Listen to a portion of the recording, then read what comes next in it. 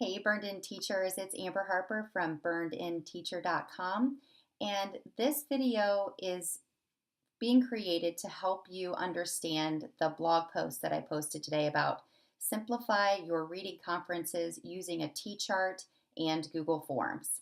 So over here, you will see the image that was in the post. Okay, so this is what it is that I'm teaching you to teach to your students. This is what the students are actually doing.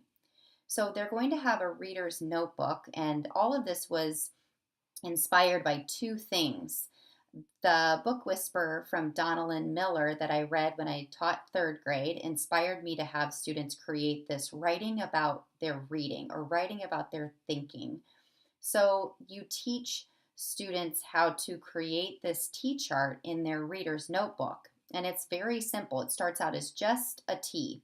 So the left side is going to be the text says, and the right side is my thinking is. Okay. So I just created a quick model for you here so you understood what I was talking about. So when they start a new book, they'll just simply write the title over here, the author, and the level. Keep it really simple for them. This is not for you. This is for them and their thinking. And over here, I just put here that I would just have them share why they picked the book, okay? And then from then on, it just goes, students write here a sentence or a word from the text that makes them have a thought. So they're actually recording text evidence over here. And then over here is where they're sharing their thinking. Again, teachers, remember this is about thinking, not about handwriting, not about punctuation, not about perfection, okay? This is all about them and how they are interpreting what it is that they're reading, okay? So they're doing the hard work. All you're doing is asking questions and facilitating.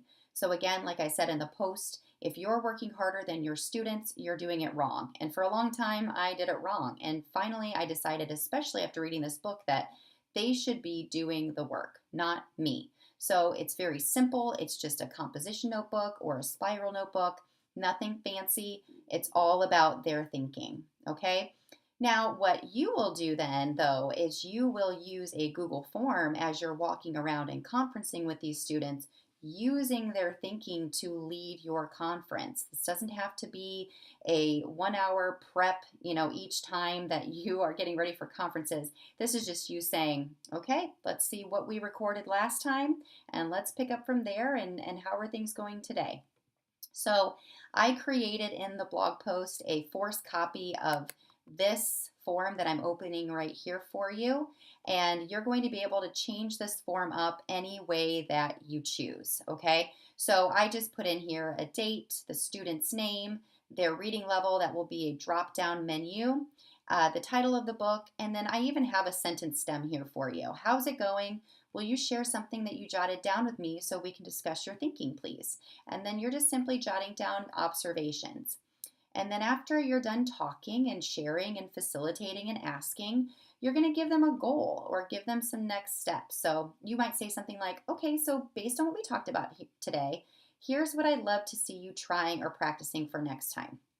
So these are your next steps and your goals for next conference. This is for their learning, okay? That is why we do all of this stuff, is to help them facilitate better thinking and deeper thinking.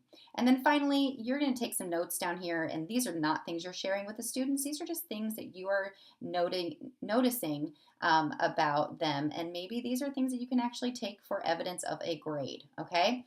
So that is a forced copy. Again, you can make any changes you want. I do suggest that each quarter or each trimester you make a copy of this form and start a new one, and then add that information to an existing spreadsheet, the spreadsheet that you create the first time around. That way it prevents that worksheet from getting really, really long.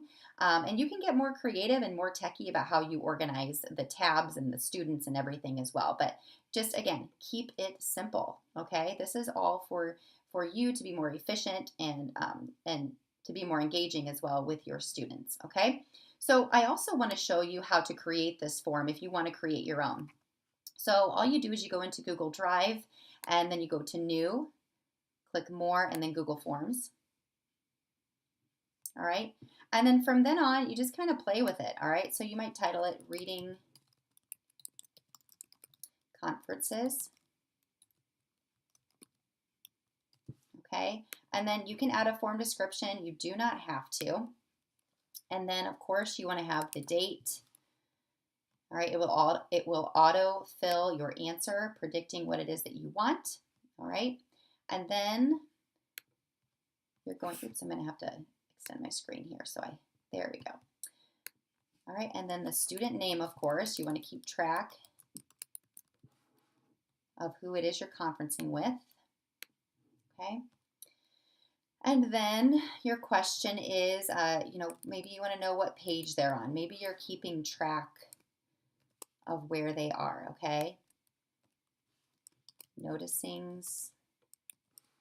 Again, I'm just kind of modeling just how to put this together. So here's the thing. Whenever you create this in your Google Drive, you are viewing this from the creator's standpoint. So what I would always suggest is go ahead and send this to yourself.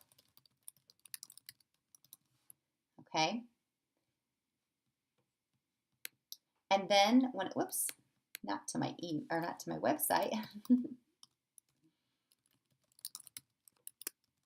There we go.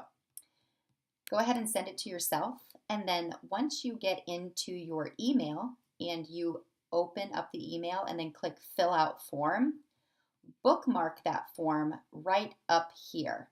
And then you can have that form sitting right here in your bookmarks bar. So as you walk around and conference with students, all you have to do is just click that bar, and then you can just continue to fill out these forms, okay? Now, after you do these conferences and you've got all of these responses, now clearly right now I have no responses, you're going to create a spreadsheet. All right, now the first time around, you're going to create a new spreadsheet, okay, called Reading Conferences, or you can call it whatever you want. But at the end of the first trimester or the second quarter or second semester, however it is you want to structure this, when you make a copy of this form just to keep things organized, you're going to select an existing spreadsheet, and then you're going to select that spreadsheet that will add a new tab for a new worksheet inside of that Google Sheet. So that is a way to keep it all organized. That way you can use that data and all of those notes that you've taken to better inform your whole class instruction.